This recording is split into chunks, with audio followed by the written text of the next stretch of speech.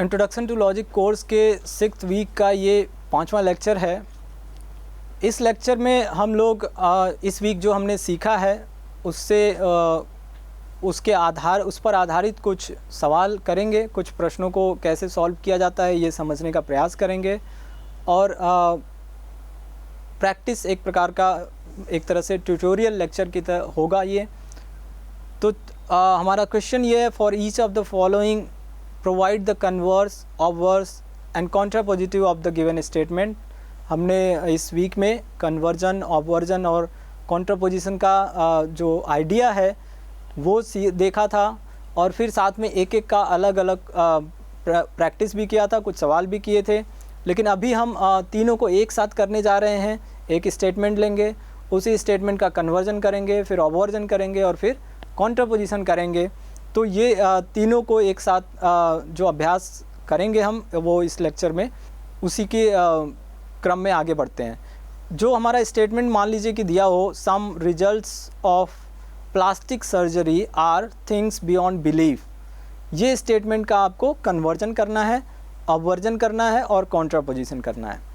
Conversion करने के लिए अगेन याद करेंगे, कन्वर्जन में हम क्या करते थे, कन्वर्जन में सब्जेक्ट की जगह प्रेडिकेट, प्रेडिकेट की जगह सब्जेक्ट कर देते थे, यानी कि सब्जेक्ट और प्रेडिकेट को आपस में इंटरचेंज कर देते हैं। तो यहाँ पर हम देख रहे हैं कि सब्जेक्ट है रिजल्ट्स ऑफ प्लास्टिक सर्जरी, इसको प्रेडिकेट बनाना है, और प्रेडिकेट है थिंग्स बियॉन्ड बिलीफ, इसको सब्जेक्ट बनाना है। अगर ऐसा करें तो हमको इस स्टेटमेंट का कन्वर्जन मिल जाएगा जो कि होगा some things beyond belief are results of plastic surgery. अब अगर ये प्रश्न हो कि ये जो स्टेटमेंट है जो अभी हमने कन्वर्जन किया है वो वैलिड है या नहीं वैलिड है, तो उसके लिए हम अगेन याद करना होगा। हमने जो कन्वर्जन के डिस्कशन में देखा था कि आई टाइप के स्टेटमेंट का कन्वर्जन वैलिड होता है, और ये एक जो हमारा दिया हुआ स्टेटमेंट है वो आई टाइप का स्टेटमेंट है। तो आई टाइप के स्टेटमेंट का कन्वर्जन चूँकि वैलिड होता है तो ये अभी हमने जो कन्वर्जन किया वो भी वैलिड होगा। अब हम देखते हैं कि इसका ऑब्वर्जन कैसे करेंगे। ऑब्वर्जन करने का आइडिया क्या है। ऑब्वर्जन करने का आइडिया एक बार फिर मैं आपको बता देता हूँ। ऑब्वर्जन करने के लिए हम दिए हुए स्टेटमेंट की क्वालिटी को बदलते हैं, यानी कि अफर्मेटिव है तो निगेटिव कर देते हैं, निगेटिव है तो अफर्मेटिव कर देते हैं। साथ में जो दिया हुआ स्टेटमेंट है उसके प्रेडिकेट की जगह उस प्रेडिकेट का कॉम्प्लीमेंट्री रखते हैं। तो जो स्टेटमेंट मिलता है उसको कहते हैं दिए हुए स्टेटमेंट का ऑब्वर्स। यहाँ पर हम यही काम अगर करें तो हमको ऑब्वर्स मिलेगा। Some results of plastic surgery are not, यहाँ पे जो दिया हुआ स्टेटमेंट था वो पॉजिटिव था, ये अब निगेटिव हो जाएगा। वो पर्टिकुलर था तो ये पर्टिकुलर ही रहेगा, क्योंकि ऑब्वर्स करते समय क्वांटिटी में कोई बदलाव नहीं करते हैं, और साथ में ये भी ध्यान रखते हैं कि सब्जेक्ट में भी कोई बदलाव नहीं करते हैं। तो अब जो हमारा प्रेडिकेट है उसको देखें तो प्रेडिकेट था हमारा ओरिजिनल स्टेटमेंट का थिंग्स बियॉन्ड बिलीफ। इस प्रेडिकेट की जगह हम अगर इसका कॉम्प्लीमेंट्री रखना चाहें तो नॉन लगाकर भी बना सकते हैं। थिंग्स बियॉन्ड बिलीफ को एक ब्रैकेट में रखेंगे और फिर नॉन डैश कर देंगे, ऐसा भी कर सकते हैं। लेकिन और लैंग्वेज में थोड़ा इंट्यूटिवली अंडरस्टैंडेबल होने के वे में भी बना सकते हैं कि वो आसानी से समझ में आए और हमारे जो लैंग्वेज का फॉर्मुलेशन का नॉर्मल पैटर्न है उसमें रहे। तो उस वे में अगर इसको देखें तो थिंग्स बियॉन्ड बिलीफ को हम उसका कॉम्प्लीमेंट्री अगर बनाना चाहें तो हम बिलीवेबल बना सकते हैं। तो इस वे में हमको जो ऑब्वर्स मिलता है, some results of plastic surgery are not believable. इसका अगर अब हम कॉन्ट्रापोजिशन बनाना चाहें तो कॉन्ट्रापोजिशन में क्या करते हैं कि सब्जेक्ट की जगह प्रेडिकेट का कॉम्प्लीमेंट्री और प्रेडिकेट की जगह सब्जेक्ट का कॉम्प्लीमेंट्री रखते हैं और बाकी कोई भी बदलाव नहीं करते हैं। इस प्रकार से इस स्टेटमेंट का जो हमको कॉन्ट्रापोजिटिव मिलेगा वो होगा सम बिलीवेबल थिंग्स। अभी हमने थिंग्स बियॉन्ड बिलीफ को उसका एक तरह से कॉम्प्लीमेंट्री बनाया बिलीवेबल, तो उससे हम उसी को यहाँ पे भी फिर से काम मिला सकते हैं। Some believable things are things other than results of plastic surgery. यहाँ पर नॉन को यूज़ करने के बजाय अदर देन वर्ड यूज़ किया जा रहा है। रिजल्ट्स ऑफ प्लास्टिक सर्जरी वाली जो चीज़ें हैं उनको, उनसे अलग जो चीज़ें हैं उसको बताने के लिए अदर देन को ले करके यहाँ पे जो हमारा सब्जेक्ट है दिए गए स्टेटमेंट का, रिजल्ट्स ऑफ प्लास्टिक सर्जरी, उससे उसका कॉम्प्लीमेंट्री बनाया जा रहा है एक नेचुरल स्टाइल में, नेचुरल लैंग्वेज के स्टाइल में। तो इस वे में भी बना सकते हैं। तो इस प्रकार से हम देख रहे हैं कि जो हमारा ओरिजिनल स्टेटमेंट है वो एक आई टाइप का स्टेटमेंट है। और चूंकि आई टाइप के स्टेटमेंट के बारे में हमने देखा है कि आई टाइप के स्टेटमेंट का कॉन्ट्रापोजिशन वैलिड नहीं होता है, तो हम कहेंगे कि अभी जो हमने कॉन्ट्रापोजिटिव बनाया है दिए गए स्टेटमेंट का, वो इनवैलिड होगा। कॉन्ट्रापोजिटिव इनवैलिड होगा ये कहना उतना सही नहीं रहेगा, और भी अगर प्रिसाइजली बोलना चाहें तो कॉन्ट्रापोजिशन इसमें जो करके कॉन्ट्रापोजिटिव बनाया गया है वो प्रोसेस इनवैलिड होगा, ऐसा प्रिसाइजली बोलेंगे। एक अगला स्टेटमेंट लेते हैं जिसका हमको कन्वर्जन, ऑबवर्जन और कॉन्ट्रापोजिशन करना है। Some Las Vegas casinos are not places likely to increase your wealth, ये एक स्टेटमेंट है। इसमें आप देख रहे हैं सब्जेक्ट है लॉस वेगास कैसीनोज, प्रेडिकेट है places likely to increase your wealth.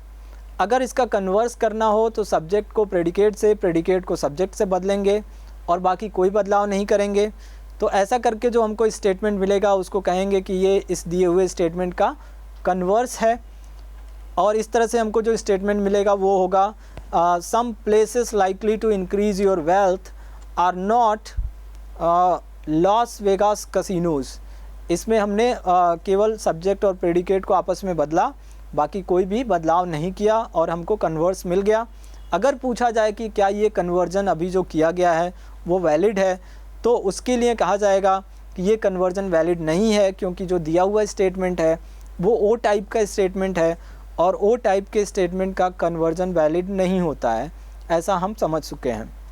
चलिए अब इसका ऑबवर्जन बनाते हैं। ऑबवर्जन के लिए अगेन क्वालिटी को बदलेंगे और प्रेडिकेट की जगह प्रेडिकेट का कॉम्प्लीमेंट्री रखेंगे। ऐसा करने से जो हमको स्टेटमेंट मिलेगा वो होगा some Las Vegas casinos are places other than those likely to increase your wealth. Again देख रहे हैं आप कि प्रेडिकेट का कॉम्प्लीमेंट्री बनाने के लिए अदर देन का यूज़ किया गया है। इस तरह से भी बनाया जा सकता है, या नॉन को आप हमेशा ही यूज़ कर सकते हैं। आपको करना क्या होगा, पूरा फ्रेज़ एक साथ लेना होगा और उसके ब्रैकेट में रखने के बाद उसको फिर बाहर नॉन लगा के उसको हाइफनेट करना होगा। तो ऐसा भी कर सकते हैं और वो लॉजिकली सही होगा, लेकिन उतना नेचुरली अंडरस्टैंडेबल नहीं रहेगा, नेचुरल नहीं लगेगा। इसके लिए दूसरे टेक्निक्स जो नेचुरल लैंग्वेज में अपनाए जाते हैं उनको यहाँ पे रख करके हम लोग ऑबवर्ड्स बनाए हैं। अब ये प्रश्न करना उतना बार बार बहुत सटीक नहीं बनता है, क्योंकि हम लोग एक बार सीख चुके हैं कि ऑबवर्जन तो सबका वैलिड होता है। तो इस बार भी जो हमने ऑबवर्जन किया है वो वैलिड होगा। अगेन अगला इसका हम कॉन्ट्रापोजिशन देखेंगे। कॉन्ट्रापोजिटिव अगर इसका बनाना हो तो फिर वही काम करना होगा, सब्जेक्ट की जगह प्रेडिकेट का कॉम्प्लीमेंट्री और प्रेडिकेट की जगह सब्जेक्ट का कॉम्प्लीमेंट्री रखेंगे। ऐसा करके हम जो स्टेटमेंट बनाएंगे वो बनेगा some places other than those likely to increase your wealth are not non Las Vegas casinos. और साथ में हम ये तय कर सकते हैं कि चूँकि कॉन्ट्रापोजिशन की बात करते हैं तो ओ टाइप का कॉन्ट्रापोजिशन वैलिड होता है, इसलिए यहाँ पर जो स्टेटमेंट हमको मिला है कॉन्ट्रापोजिशन करके, उसमें जो कॉन्ट्रापोजिटिव मिला है, उसमें जो कॉन्ट्रापोजिशन हुआ है वो एक वैलिड प्रोसेस होगा। इसी तरह से अगला स्टेटमेंट लेते हैं और इसका कन्वर्जन, ऑबवर्जन और कॉन्ट्रापोजिशन एक एक करके करेंगे। फिर से ये आइडिया रिवाइज करते हैं कि कन्वर्जन करने के लिए क्या करना होता है, सब्जेक्ट और प्रेडिकेट को आपस में इंटरचेंज करना होता है। इस स्टेटमेंट में सब्जेक्ट है माइक्रोवेव फूड्स एंड प्रेडिकेट है थिंग्स बेस्ट लेफ्ट अनईटन, ये प्रेडिकेट है। सब्जेक्ट और प्रेडिकेट को आपस में बदलेंगे तो जो स्टेटमेंट हमको मिलेगा वो होगा all things best left uneaten are microwave foods. ये डेरिवेशन इनवैलिड होगा। ये डेरिवेशन इनवैलिड इसलिए होगा क्योंकि हम जानते हैं कि ये पहले तो हम देख सकते हैं कि ये ए टाइप का स्टेटमेंट है, और ये हम जानते हैं कि ए टाइप के स्टेटमेंट का कन्वर्जन इनवैलिड होता है, और इसलिए यहाँ पर ये जो कन्वर्जन किया गया है वो कन्वर्जन इनवैलिड होगा। लेकिन अगर ट्रेडिशनल अंडरस्टैंडिंग में देखें तो हम इसका इसका जो कन्वर्जन बाय लिमिटेशन करेंगे तो वो वैलिड होगा, और वो बनेगा, वो होगा some things best left uneaten are microwave foods, जो कि वैलिड होगा। इस स्टेटमेंट का ऑब्वर्स बनाते हैं। ऑब्वर्जन करने के लिए हम कह सकते हैं कि ऑब्वर्जन करने के लिए फिर क्या करेंगे, क्वालिटी को बदलेंगे और प्रेडिकेट की जगह प्रेडिकेट का कॉम्प्लीमेंट्री रखेंगे। ऑल माइक्रोवेव फूड्स में माइक्रोवेव फूड सब्जेक्ट है, तो ऑब्वर्जन करने में सब्जेक्ट को कोई बिल्कुल नहीं बदलते हैं। यूनिवर्सल अफर्मेटिव है तो ये यूनिवर्सल नेगेटिव हो जाएगा क्योंकि क्वालिटी बदलनी है। और जो हमारा थिंग्स बेस्ट लेफ्ट अनईटन है, इसका हमको कम्प्लीमेंट्री लेना होगा। तो ऑब्वर्स करेंगे तो हमको जो स्टेटमेंट मिलेगा वो होगा no microwave foods are best things to eat. इस प्रकार से जो ऑब्वर्स मिलेगा हमको, उसमें जो ऑब्वर्जन हुआ रहेगा, जिस ऑब्वर्जन के थ्रू ऑब्वर्स हमको मिलेगा, उस ऑब्वर्जन को कहेंगे कि वो वैलिड है, क्योंकि ऑब्वर्जन हर टाइप के स्टेटमेंट का वैलिड होता है, ये हम देख चुके हैं। अगेन अब इस स्टेटमेंट का अगर हम कॉन्ट्रा पॉजिटिव बनाएं तो हमको मिलेगा all best things to eat are non microwave foods. और ये स्टेटमेंट ए टाइप का स्टेटमेंट है। ए टाइप का कॉन्ट्रा पॉजिटिव चूँकि वैलिड होता है, कॉन्ट्रा पॉजिटिव वैलिड होता है, ये अगेन फिर कहना उतना प्रिसाइज नहीं होगा। हमको ये कहना होगा कि ए टाइप का कॉन्ट्रा पोजिशन वैलिड होता है। तो इस तरह से जो हमको कॉन्ट्रा पॉजिटिव मिला है उसके बारे में कह सकते हैं कि इस वे में कॉन्ट्रा पॉजिटिव निकालना, all best things to eat are non microwave foods, ये वैलिडली डिराइव किया जा सकता है all microwave foods are things best left uneaten से। तो इस तरह के और भी सवाल हम लोग कर सकते हैं। अब हम लोग कुछ डिफरेंट टाइप के क्वेश्चंस देखते हैं जो कि अभी तक के इमीडिएट इन्फ्रेंस में जितने भी डिस्कशंस हुए हैं उनको साथ लेकर के हम लोग कुछ सवाल देखते हैं। एक सवाल कुछ इस तरह का हो सकता है, which of the conclusions can be legitimately derived from the given statement. Statement आपके सामने दिया जा सकता है, it is false that all men are mortal. It is false that all men are mortal, ये एक पूरा एक स्टेटमेंट है। इस स्टेटमेंट में जो फॉल्सिटी है वो स्टेटमेंट का ही पार्ट है, और अगर जो इन्वर्टेड कॉमा में रखा हुआ है वो बात को एक स्टेटमेंट कंसिडर करें तो इस स्टेटमेंट को से क्या वैलिडली डेराइव हो सकता है, हमको ऐसा हम तभी तय कर पाएंगे जब हम पहले इसको ट्रू सपोज करेंगे। और इसको ट्रू सपोज करने के बाद से हम देखेंगे कि जो दिए हुए स्टेटमेंट्स हैं उनमें से कौन सा निश्चित रूप से ट्रू हो जाएगा। ऐसा अगर हमको कोई स्टेटमेंट मिल जाए जो इस दिए हुए स्टेटमेंट के ट्रू होने पे निश्चित रूप से ट्रू हो जाएगा, तो हम उस स्टेटमेंट को कहेंगे कि इस दिए हुए स्टेटमेंट से वैलिडली डेराइव हो सकता है। चलिए चेक करते हैं। अगर ये जो दिया हुआ स्टेटमेंट है उसको सपोज करें कि ये ट्रू है। अगर ये ट्रू होगा तो ये स्टेटमेंट कह रहा है कि इसके अंदर जो स्टेटमेंट है ऑल मेन आर मोर्टल वो फॉल्स है, तो इस स्टेटमेंट के ट्रू होने से पर ही all men are mortal false हो जाएगा। ऑल मेन आर मोर्टल जैसे ही फॉल्स होगा उससे हम देख सकते हैं कि मैन और मोर्टल दो उसमें सब्जेक्ट और प्रेडिकेट लिए गए हैं, दो कैटेगरीज ली गई हैं, एक सब्जेक्ट की एक प्रेडिकेट की। और जो हमारे गिवन स्टेटमेंट्स हैं उनमें भी जो सब्जेक्ट और प्रेडिकेट लिए गए हैं वो एग्जैक्टली वही हैं जो हमारे इस अभी रिजल्टेंट स्टेटमेंट मिला है ऑल मेन आर मोर्टल, जो कि जिसके बारे में हमारे ट्रूथ वैल्यू पता है कि ये फॉल्स है।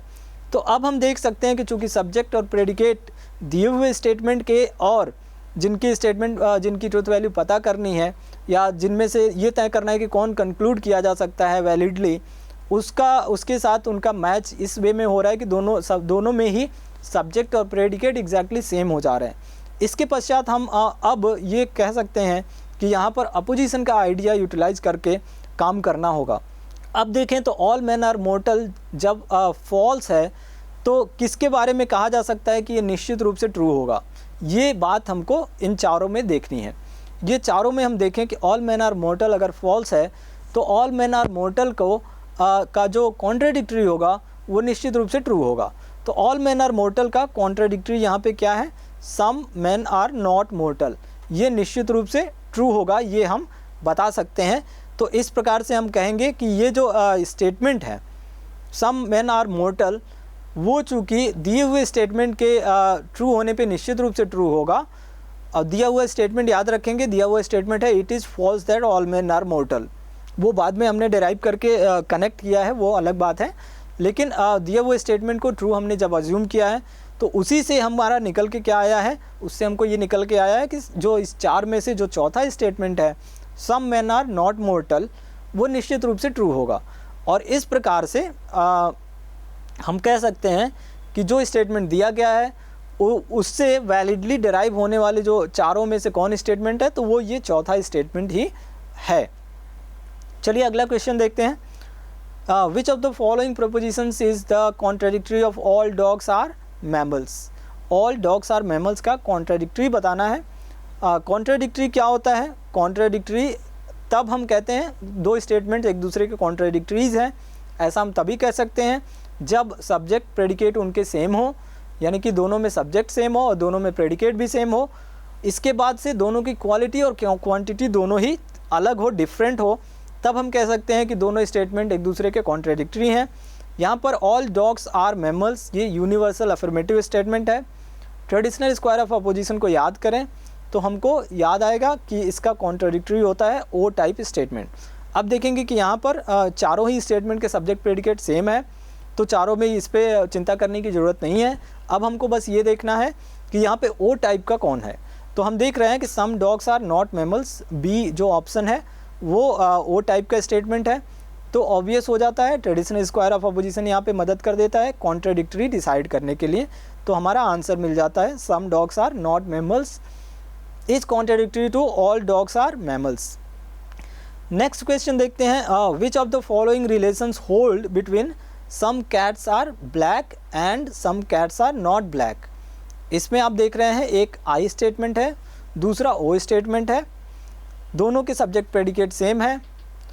अब हम ये अगर तय करें कि इन दोनों के बीच कौन सा अपोजिशन है, तो उसके लिए अगेन हम रिकॉल कर सकते हैं ट्रेडिशनल स्क्वायर ऑफ अपोजिशन को कि दो स्टेटमेंट जिनके सब्जेक्ट प्रेडिकेट सेम हो और एक आई हो दूसरा ओ हो, तो उनके बीच जो अपोजिशन होता है वो सब कॉन्ट्रैरिटी का होता है। तो हमको आंसर मिल जाता है सब कॉन्ट्रैरिटी। अगले क्वेश्चन पे चलते हैं। As per square of opposition which of the following propositions are कॉन्ट्राडिक्टरीज।